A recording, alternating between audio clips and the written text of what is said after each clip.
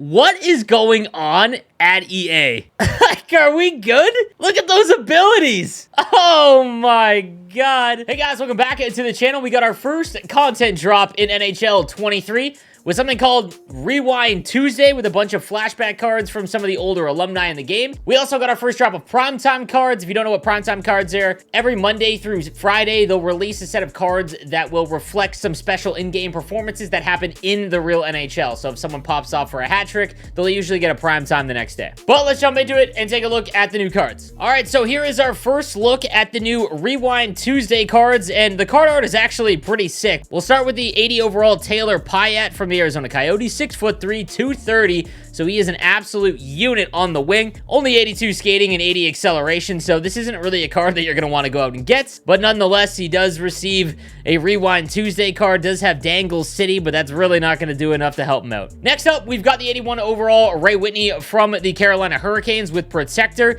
Stick 'em up, guys, is one of the best defensive abilities, especially with a nerf to Pocheck so far in NHL 23. I've used gold Stick 'em up on Steve Duchesne, the team builder card, and it is automatic. Every time you hit R1, if you are in position, you will knock them off the puck. So this could actually be somewhat usable for someone just starting out in the game. 86 speed, 85 acceleration, and his shot is above, or shot in the 80s. Not bad at all. You could do a lot worse with the low 80 overall cards for the Ray Whitney card. Next, we've got the 81 Stu Grimson, 81 overall left-handed winger with Distributor. Distributor no longer gives a speed impact in terms of synergies. It does help with acceleration. He's got Total Eclipse. Not all that impactful. He is absolutely massive, but at 81 speed, you can basically walk past him. So unless you're a big Duck fan or a Grimson fan, this is an avoid. Brian Campbell gets an 83 overall Rewind card. The 5'10 left-handed defenseman has Fly the Zone and is actually extremely usable in terms of skating. 88 speed, 86 acceleration, and 85 agility. That'll play early on in the game.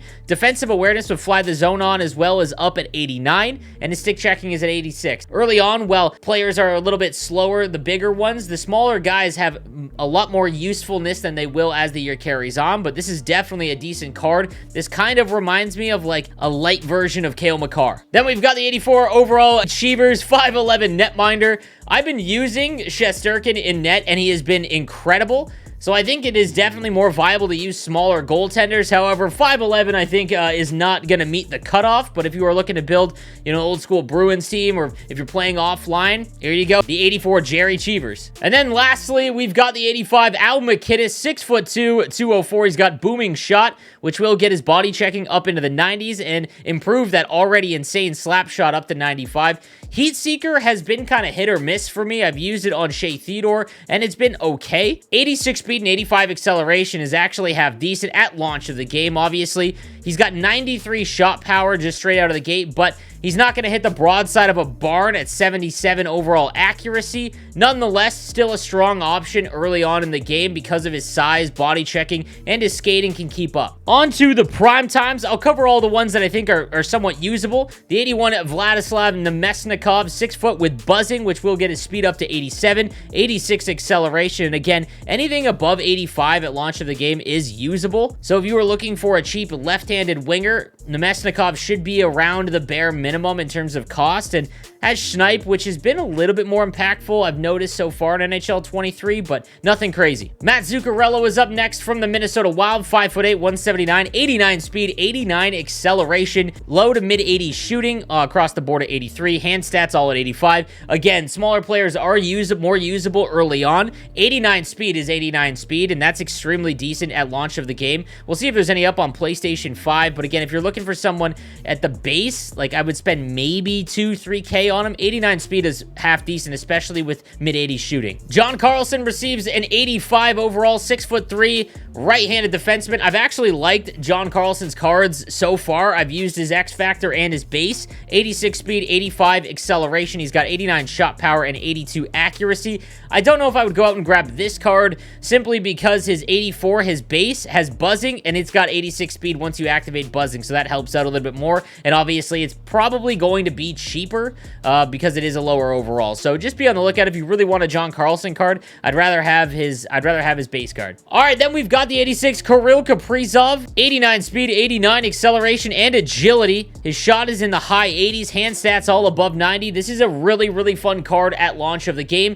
It's tricky is one of the most useless abilities, however, so that can be ignored. The big thing to remember about this card is that his next inform card, so team of the week, prime time, whatever that he does for something in a real NHL game, it will bump up his X Factor card. So if you go and take a look at his X Factor card at launch of the game, it was an 86, but his base card started at 85, so he's now matched his X Factor at launch of the game. So the next time he does get a prime time or a team of the week card, your Kirill Kaprizov X Factor will go to 87, so just be mindful of that. If you notice him have a hat trick or something early on, the X Factor cards for Kaprizov might go up a little bit when that happens. And then the same situation for the 87 Leon Draisaitl. He's got a Gladiator, which actually helps him out quite a bit because his body checking is a little low. Unstoppable Force is a great superstar ability. 87 speed and acceleration is fine for the beginning of the game, and because they fixed faceoffs this year for centermen, you can actually play Leon Draisaitl at center. I've been using his base card, actually enjoyed it, and again, remember, when the season starts